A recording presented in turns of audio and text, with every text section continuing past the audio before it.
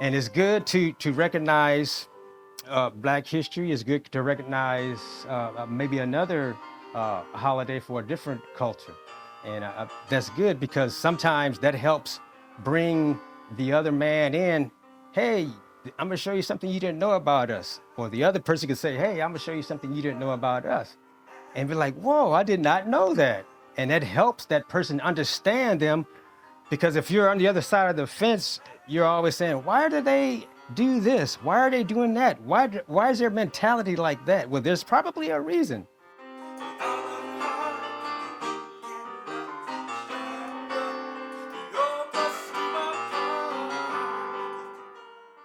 That's catfish nuggets, buffalo, spaghetti, The Rise Restaurant, green beans and cabbage, event center and catering, hush puppies, and peach cobbler.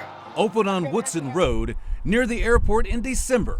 Entrepreneur Betsy Mitchell is holding court in front of the hostess station. She's not afraid to talk about her belief system. And I know it's going to be okay because the author of this story for me is the Most High. And I couldn't have done it without him. Mitchell says being a Black entrepreneur in the St. Louis area comes with a special set of challenges. To make sure that the product or what the service that I'm giving is on point, 100, 110, because I'm going to be, more is going to be expected. On the walls of The Rise, Mitchell honors her family's history and heritage. The St. Louis Post-Dispatch was doing a story on families, mothers with their daughters, businesses. This is not my first rodeo. In the other corner of the dining room, a drawing of her mother, Minnie. Died almost 2 years ago at the age of 89. This is all the recipes. Ooh. This is who and why I am who I am. Knowing from where you came and to where you are going. Rising to the occasion. Whatever occasion you have, I can rise to it. Rennie Knox, 5 on your side. Okay, this particular song is called Love Each Other. And I was just looking at the day I wrote it out. It's back in 2017. And I think I was laying in bed. I just heard the melody. Then the words began to form. Just randomly, just started forming in my mind. It was God, and I'm gonna just put that out there for right now. And then get up, and I went to the piano, and the whole song was there. The chorus, the verse, the melody.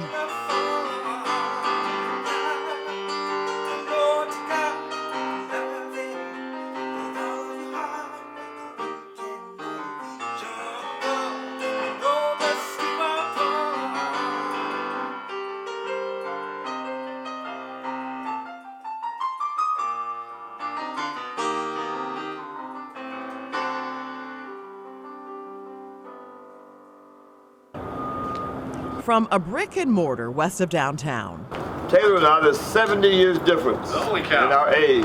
St. Louis American newspaper publisher Dr. Donald Suggs notes the passing of time. I'm the past, he's the future. Africa, color.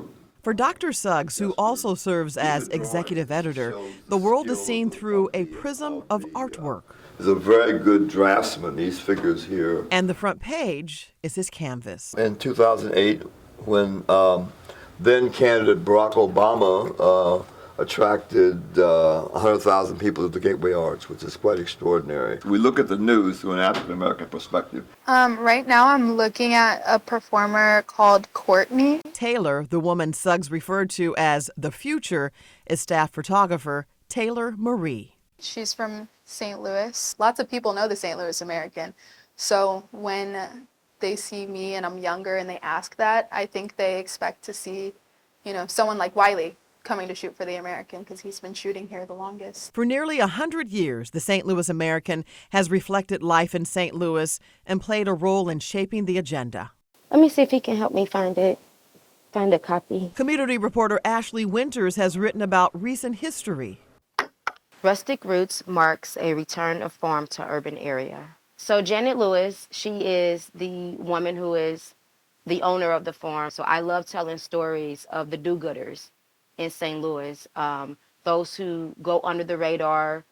You know, I love highlighting what they do. It is changing the narrative. It is pushing that needle forward and making sure that we are seen in a light that represents pride, self-love, self-care, dignity, fairness, everything that makes us us, and not just things that are negative. You see it, and it's very beguiling what's happening with his eyes. Suggs's art appreciation lends itself to story placement. You know, we're very proud, of course, the woman, the East St. Louis native, the gold and 100-meter high hurdles. From his perspective, near 23rd and Pine, Suggs suggests some problems in the black community, and St. Louis undermine the well-being of the larger community. So I think it's very short-sighted to continue to embrace the kind of policies that make it difficult for large segments of the black community to participate fully, socially, and economically.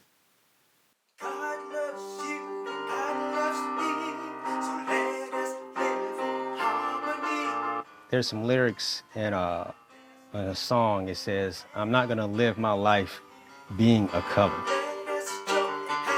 and that's my mentality. I've never had an issue to a different race or a different culture. To me, as I said earlier, we're all human beings, and we should treat each one just the same, no matter what country they're from.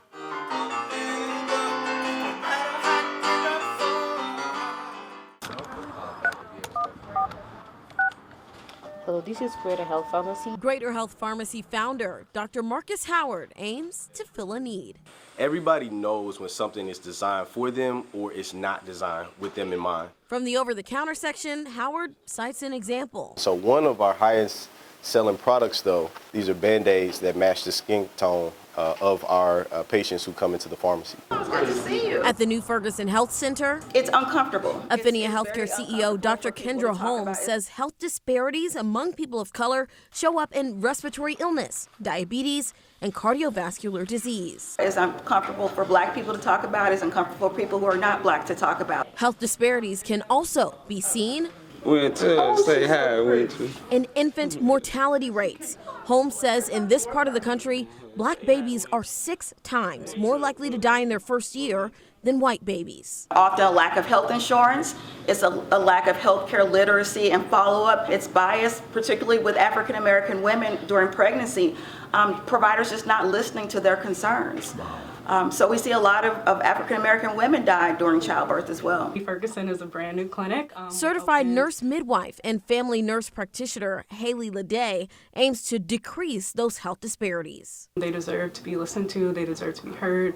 So in all of our patient rooms, you'll see the Black Birthing Bill of Rights. Leday was asked what reaction people have when she points out the Black Birthing Bill of Rights. This makes me feel like this is a safe space. This makes me feel like it's somewhere I can bring my family and will be cared for. Back at Greater Health Pharmacy, Dr. Howard says behind the counter, Greater Health clients and their children will find professionals who look like them. Trust that the person on the other end, they know what I'm going through. They trust what I'm talking about. They believe me. We have your medication ready for delivery or pickup. In St. Louis, Sydney Stallworth, 5 on your side.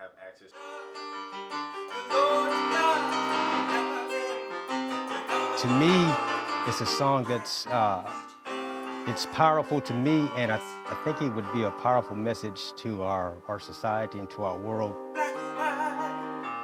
You're a human being, I'm a human being. What's the big deal? We're all made of the same stuff. This song is not just a song to throw out to someone else. It's something that's in my heart. I love people.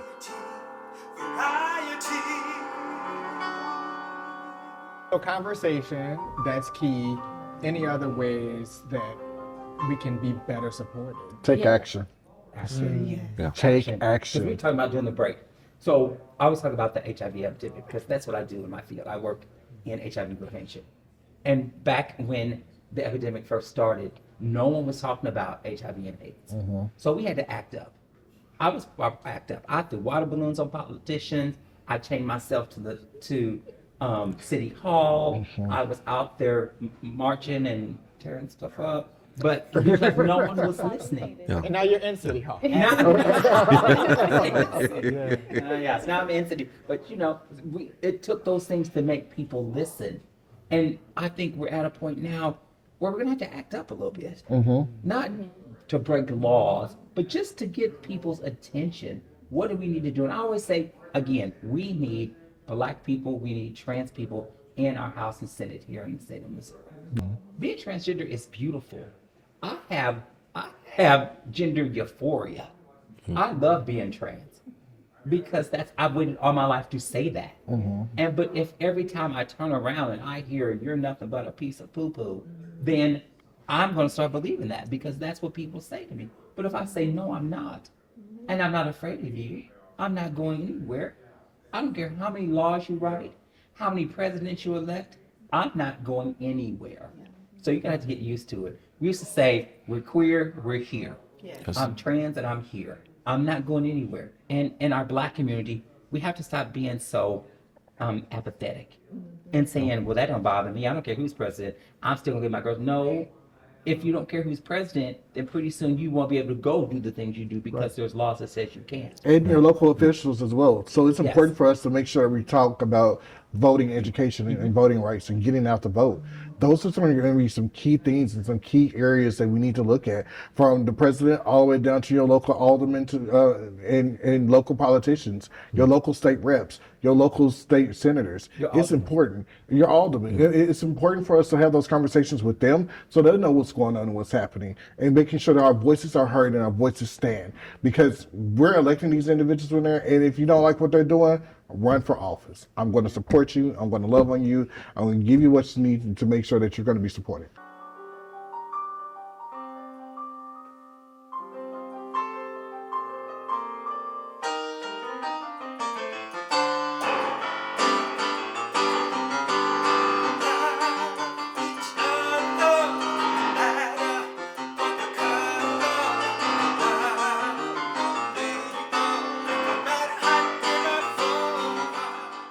The message is love each other, no matter what the color.